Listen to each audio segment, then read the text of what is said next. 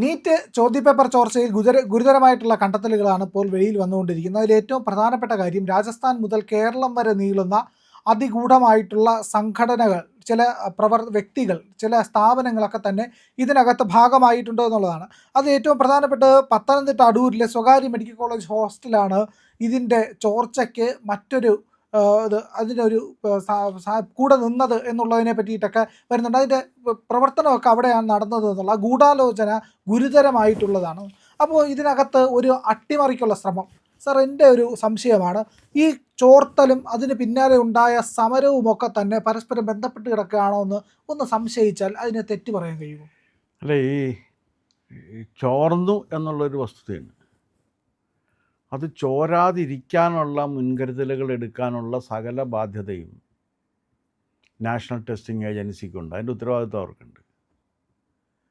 Question paper ചോരാതെ പരീക്ഷ നടത്താൻ കഴിയുമെന്ന് പബ്ലിക് സർവീസ് കമ്മീഷൻ്റെ ചെയർമാനായിരിക്കുന്ന കാലത്ത് എനിക്ക് നിശ്ചയമുള്ളതാണ്. അതിൻ്റെ ഒരു സംവിധാനമുണ്ട്, അതിൻ്റെ പ്രോട്ടോക്കോളുണ്ട്.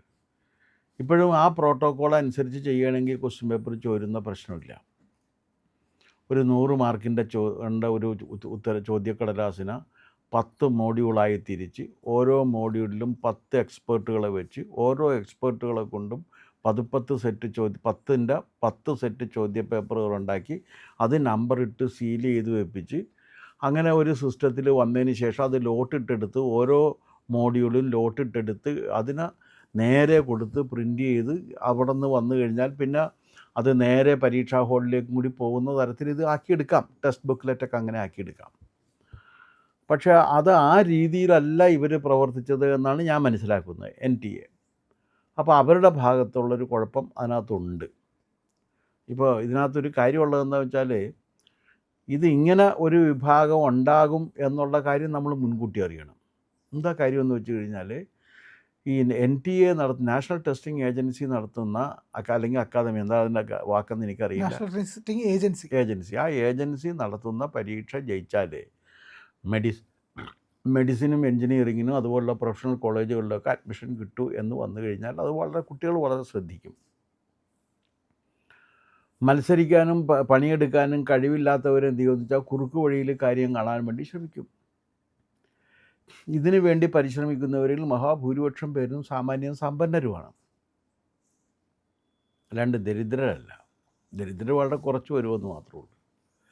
ഇപ്പോഴും ഈ മെഡിസിനും ഒക്കെ അഡ്മിഷൻ കിട്ടുന്നവരുടെ ലിസ്റ്റ് എടുക്കുകയാണെന്നുണ്ടെങ്കിൽ ഈ ദരിദ്രരായിട്ട് വരുന്നവരുടെ എണ്ണം ഒരു 5% പോലും കാണില്ല എന്നാണ് ഞാൻ മനസ്സിലാക്കിയിട്ടുള്ളത്. അത്ര രീതിയിലുള്ളൊരു കോമ്പറ്റീഷൻ ഉണ്ട്. ആ കോമ്പറ്റീഷൻ നടന്നുകൊണ്ടിരിക്കുന്നു. ആ കോമ്പറ്റീഷനിൽ മത്സരിക്കാൻ ആളുകൾ തയ്യാറാണ്. അപ്പോൾ അത് ദുരുപയോഗം ചെയ്യാനുള്ള സാധ്യത അവിടെ ഉണ്ട്. അത് തടയുന്നതിനാവശ്യമായ മുൻകരുതലുകൾ നമ്മൾ എടുക്കേണ്ടതായിരുന്നു. ആ മുൻകരുതലുകൾ എടുക്കുന്നതിൽ നാഷണൽ ടെസ്റ്റിംഗ് ഏജൻസിക്ക് പരാജയം സംഭവിച്ചു. അതുകൊണ്ടാണ് ഈ പ്രശ്നം വന്നത്. ഇനി ഇങ്ങനെ ഒരു പ്രശ്നത്തിൻ്റെ പിന്നിൽ ആസൂത്രിതമായൊരു ശ്രമവും കാണാം. കാരണം ഇങ്ങനെ വന്നു കഴിഞ്ഞാൽ തീർച്ചയായിട്ടും അത് വലിയ സെൻസേഷനിലാകും.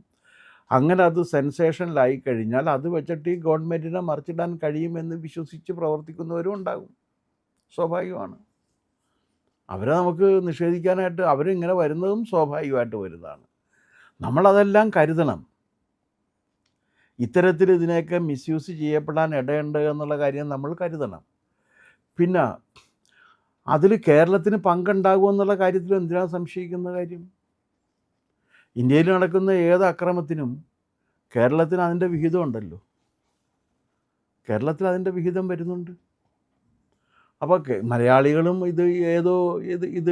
ഇത് ചോദ്യപേപ്പർ ചോർന്ന് ഇവിടെ കൊടുത്ത് സംഗതി വരുന്നുണ്ട്.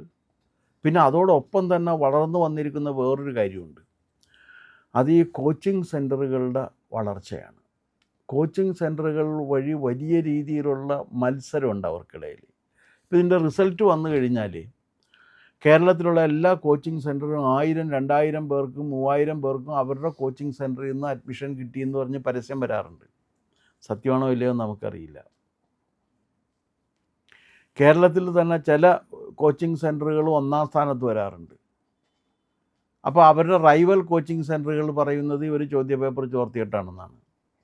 അപ്പോൾ എൻ്റെ അടുത്തൊരാൾ പറഞ്ഞപ്പോൾ ഞാൻ ചോദിച്ചപ്പോൾ നിങ്ങൾക്കും അത് നിങ്ങളും ശ്രമിക്കാൻ പാടില്ല എന്ന് ചോദിച്ചു. അങ്ങനെ ചോദ്യപേപ്പർ എല്ലാവരും ചോർത്തി ചെയ്തെങ്കിൽ നിങ്ങൾക്ക് ചെയ്യാൻ പാടില്ലെന്ന് ചോദിച്ചാൽ പറഞ്ഞ് ഞങ്ങൾക്ക് അതിനുള്ള സ്വാധീനമില്ല എന്ന് പറഞ്ഞു. അപ്പോൾ സ്വാധീനമുള്ളവർ കേരളത്തിൽ ഇത് വന്ന സമയത്ത് കേരളത്തിൽ തന്നെ ഇത് വരുന്നത് വ്യാപകമായ രീതിയിൽ മാർക്ക് ദുരുപയോഗം വന്നപ്പോഴാണ്. വ്യാജ മാർക്ക് ലിസ്റ്റ് ഉണ്ടാക്കി ആ മാർക്ക് ലിസ്റ്റിൻ്റെ അടിസ്ഥാനത്തിൽ പ്രവേശനം നേടിക്കൊണ്ടിരിക്കുന്ന സമയത്താണ് എന്നാൽ ഈ മാർക്ക് വേണ്ട ഒരു ടെസ്റ്റ് നടത്തിയിട്ട് ആ ടെസ്റ്റിൽ ജയിക്കുന്നവരാകട്ടെ എന്ന് വെച്ചത്. അത് വന്നപ്പോഴേക്കും എന്ത് ചെയ്യുമെന്ന് വെച്ച് കഴിഞ്ഞാൽ അതിൻ്റെ ചുറ്റിപ്പറ്റി കോച്ചിങ് സെൻറ്ററുകൾ വരികയും ആ കോച്ചിങ് സെൻറ്ററുകാർ ഇത് മുഴുവൻ അടിച്ചെടുക്കുകയും ചെയ്യുന്നൊരവസ്ഥ വന്നു. കുറേ പേര് അതുകൊണ്ട് ധനികരായി എന്നുള്ളതാണ്. ഇപ്പോൾ എന്താണ് സൈലം എന്നൊക്കെ പറഞ്ഞിട്ട് ചില സംഗതികളൊക്കെ ഉണ്ട്. പിന്നെ എന്താണ് ഈ കോട്ടയത്ത് ഉള്ള ബ്രില്യൻ്റ് ഇവരൊക്കെ എന്ന് വെച്ചാൽ ആകാശ്, ബ്രില്യൻ്റ്, സൈലം, ചാണക്യ, ചൈതന്യ എന്നൊക്കെ പറഞ്ഞിട്ടുള്ളവർ പരസ്പരം മത്സരിച്ചുകൊണ്ടിരിക്കുകയാണ്. അപ്പോൾ അതൊരു ഇൻഡസ്ട്രി ആയിട്ട് മാറി. ആ ഇൻഡസ്ട്രിയിൽ അൺഹെൽത്തി കോമ്പറ്റീഷൻ നടക്കുന്നുണ്ട്. പക്ഷേ ഇതൊക്കെ നിയന്ത്രിക്കുന്നതിന് ആവശ്യമായൊരു നിയമം നമുക്കുണ്ടായിരുന്നില്ല. അതും ഉണ്ടാകണം. ഇപ്പോഴൊരെണ്ണം വന്നിട്ടുണ്ട്, അത് പാസ്സാക്കിയിട്ടുണ്ട്. പക്ഷേ അതും എങ്ങനെയാണ് ടെസ്റ്റ് നടത്തേണ്ടത് എന്നത് സംബന്ധിച്ചൊരു പ്രോട്ടോക്കോൾ ഉണ്ടാക്കണ്ടേ? അത്തരത്തിലൊരു പ്രോട്ടോക്കോൾ ഇവരുണ്ടാക്കിയിട്ടുണ്ടോ എന്ന് എനിക്കറിയില്ല. ഈ ചോദ്യപേപ്പർ ഉണ്ടാക്കാൻ വിളിക്കുന്നവനെ അവിടെ കൊണ്ട് പൂട്ടിയിട്ട് ചോദ്യപേപ്പർ ഉണ്ടാക്കിയിട്ട് കാര്യമൊന്നുമില്ല. അവനെ വീട്ടിലിരുന്ന് തന്നെ അവനുണ്ടായിക്കോട്ടെ. പക്ഷേ അത് ഇപ്പോൾ ഒരു മോഡ്യൂളിൽ 10 ചോദ്യങ്ങൾ, ആ 10 ചോദ്യങ്ങളിലുള്ളടുത്ത് 100 ചോദ്യം ഉണ്ടാക്കിയെന്ന് നോക്കുക. ആ മോഡ്യൂളിനെ വെച്ചുകൊണ്ട് 100 ചോദ്യം ഉണ്ടാക്കിയിട്ട് ഇവന് ഈ 100ഉം പറഞ്ഞു കൊടുത്തെന്ന് നോക്ക്. 10 മാർക്കിൻ്റെ ഒരു ചോദ്യത്തിൻ്റെ 100 ചോദ്യങ്ങൾ കാണാതെ പഠിച്ച് ചെല്ലുന്ന ഒരുത്തിന് ആ സബ്ജക്റ്റ് തറവായിട്ട് പഠിച്ചിരിക്കും. അപ്പോൾ അതിന് എളുപ്പമല്ല അത്. അപ്പോൾ ആ രീതിയിൽ ഇത് ആക്കിയെടുക്കാൻ പറ്റും. പക്ഷേ ഇതിനകത്ത് വർക്ക് ചെയ്യുന്നവർ അങ്ങനെ പരിശ്രമിക്കുന്നുണ്ടോ എന്ന് എനിക്കറിയില്ല. അങ്ങനെ പരിശ്രമിക്കാതെ ഇത് നന്നാക്കിയെടുക്കാനും സാധ്യമല്ല. അപ്പോൾ അതുകൊണ്ട് പിന്നെ ഇതിനകത്ത് വരുന്ന അട്ടിമറി ശ്രമമുണ്ട്. ആ സമരം തന്നെ ഒരു അട്ടിമറിയാണ്. എന്താ കാര്യം എന്നറിയാമോ? ചോദ്യപേപ്പർ ചോർന്നു കഴിഞ്ഞാൽ പരിഹാരമാർഗമുണ്ട്. എന്താണ് ആ പരിഹാരമാർഗം? ആ ടെസ്റ്റ് ക്യാൻസൽ ചെയ്യുക, റീടെസ്റ്റ് നടത്തുക, റാങ്ക് ലിസ്റ്റ് പ്രസിദ്ധീകരിക്കുക, അഡ്മിഷൻ പ്രോസസ്സ് നടത്തുക ഒരു സ്ഥലത്ത്. 2, ഈ ടെസ്റ്റ് നടത്തിയപ്പോൾ ചോദ്യപേപ്പർ ചോരാനിടയായ സംഭവത്തെക്കുറിച്ച് അന്വേഷിക്കുക, കുറ്റവാളികളെ പോലീസിനെ കൊണ്ട് പിടിപ്പിക്കുക, അവരെ കോടതിയിൽ ഹാജരാക്കുക. ഇതാണ് ചെയ്യാവുന്നത്. ഇത്രയും കാര്യങ്ങൾ കൃത്യമായി ചെയ്യപ്പെട്ടിരുന്നതാണ്.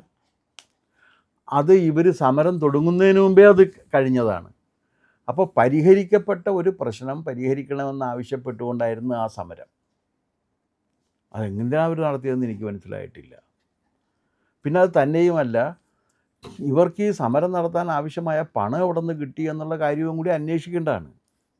ജെൻസി ആയതുകൊണ്ട് ജെന്നിസെഡ് ജെന്നിസെഡ് ആയതുകൊണ്ട് ഇതൊന്നും അന്വേഷിക്കേണ്ട, കുട്ടികളൊക്കെ പാവങ്ങളാണ്, അങ്ങനെ ഒരു തെറ്റിദ്ധാരണ എനിക്കില്ല. ജെന്നിസെഡ് ആണെങ്കിലും അന്വേഷിക്കണം. കുട്ടികളായതുകൊണ്ട് അവരെല്ലാം പാവങ്ങളാണ് എന്നൊരു സിദ്ധാന്തവും ഞാൻ സ്വീകരിക്കുന്നില്ല. കാരണം ഈ കുട്ടികൾക്ക് എന്തായാലും ഇവരുടെ രക്ഷിതാക്കളുടെ പൈസ എടുത്തിട്ടല്ലല്ലോ അവിടെ സമരം നടത്തിയത്. അല്ല. ഇപ്പോൾ ഇതിന് നേതൃത്വം കൊടുത്ത അയാൾക്ക് അങ്ങനെ വലിയ കാശുമില്ല. അപ്പോൾ എവിടെ നിന്നൊക്കെയോ ഇവർക്ക് പണം കിട്ടിയിട്ടുണ്ട്. ആരാണ് ഇവർക്ക് പണം കൊടുത്ത് സഹായിച്ചത്? ഒരു ചോദ്യമില്ലേ? ആ പണം കൊടുത്ത് സഹായിക്കുന്നവൻ്റെ ലക്ഷ്യം എന്തായിരുന്നു? വിദ്യാർത്ഥികളുടെ ഉന്നമനമായിരുന്നോ അതോ ഗവൺമെൻറ്റിനെ മറിച്ചിടലായിരുന്നു? ഗവൺമെൻറ്റിനെ മറിച്ചിടാൻ കഴിഞ്ഞില്ല എന്നുള്ളതിലൊരു നിരാശയുണ്ട് അവർക്ക്. ഈ വിദ്യാർത്ഥി സമരങ്ങളെ എന്നും പ്രോത്സാഹിപ്പിക്കുന്ന ഒരാളാരാണെന്ന് വെച്ചാൽ ജോർജ് സോറോസാണ്. അയാളുടെ മകൻ അലക്സാണ്ടർ സോറോസിൻ്റെ നേതൃത്വത്തിൽ അന്താരാഷ്ട്ര തലത്തിൽ വിദ്യാർത്ഥി സമരങ്ങൾക്ക് മാത്രം പണം കൊടുക്കുന്ന ഒരു NGO ഉണ്ട്. അവർ പണം കൊടുക്കും. നമ്മളൊരു വിദ്യാർത്ഥി സമരം ഉണ്ടാക്കി കൊടുത്തു കഴിഞ്ഞാൽ അവർ പണം തരും. സമരം ഉണ്ടാക്കാൻ പണം കൊടുക്കുന്നവരാണ് അവർ.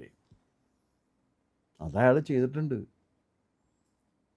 അപ്പോൾ അതുകൊണ്ട് അവരുടെയൊക്കെ റോളിനകത്ത് പരിശോധിക്കേണ്ടതാണ്. പിന്നെ അത് മാത്രവുമല്ല, അന്താരാഷ്ട്ര തലത്തിൽ ഇന്ത്യക്കെതിരെയുള്ളൊരു മൂവുണ്ട്.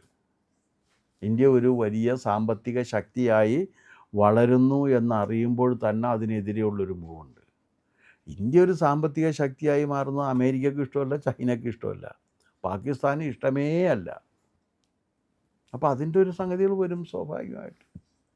ഈ ഇതിനകത്തുള്ള ഗൂഢാലോചനയുടെ അടിസ്ഥാന കാരണം, ഈ നീറ്റ് പരീക്ഷയുടെ അടിസ്ഥാന കാരണം നമുക്കൊരു പക്ഷേ ബിസിനസ്സാണെന്ന് പറഞ്ഞാലും അതിനകത്ത് ചില രാഷ്ട്രീയ സ്വാധീനങ്ങൾ ഉണ്ടാകാതിരിക്കാൻ തീർച്ചയായിട്ടും വരും. അതും ഉണ്ടാകും. അതല്ലേ ഞാൻ പറഞ്ഞ, അതിനകത്ത് ഈ സമരം അല്ലെങ്കിൽ പിന്നെ വരേണ്ട കാര്യമില്ല. പരിഹരിക്കപ്പെട്ട ഒരു പ്രശ്നം പരിഹരിക്കണമെന്ന് ആവശ്യപ്പെട്ട് സമരം ചെയ്യുകയും എന്നാൽ പിന്നെ ഈ പ്രശ്നം പരിഹരിച്ച് കഴിഞ്ഞ സ്ഥിതിക്ക് എന്നാൽ പിന്നെ മന്ത്രി രാജിവെക്കണം എന്നൊരു ടാർഗറ്റ് വെക്കുകയും ചെയ്യണം ചെയ്തത്. അവിടെയാണ് സംശയിക്കുന്നത്. അപ്പോൾ അതേ പീരീഡിലാണ് PSCയുടെ ചോദ്യ പേപ്പർ ഇവിടെ ചോർന്നത്, ആലപ്പുഴ ചോർന്നത്. 1,60,000 പേര് എഴുതേണ്ട ഒരു ചോദ്യ പേപ്പർ ചോർന്നു.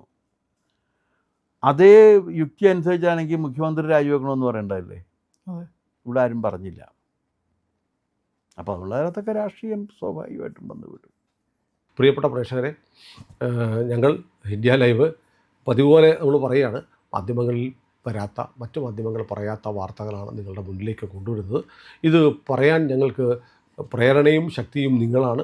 നിങ്ങൾ ഞങ്ങളുടെ കൂടെ ഉണ്ടാവണം. ഞങ്ങളുടെ ചാനൽ സബ്സ്ക്രൈബ് ചെയ്യണം. നമുക്കൊരു ചാനൽ കൂടിയുണ്ട്, C4N, C4N മലയാളം. അപ്പോൾ ആ ചാനലും കൂടി ഒന്ന് സബ്സ്ക്രൈബ് ചെയ്യണം. ഇന്ത്യ ലൈവ് ഉറപ്പായിട്ടും ചെയ്യണം.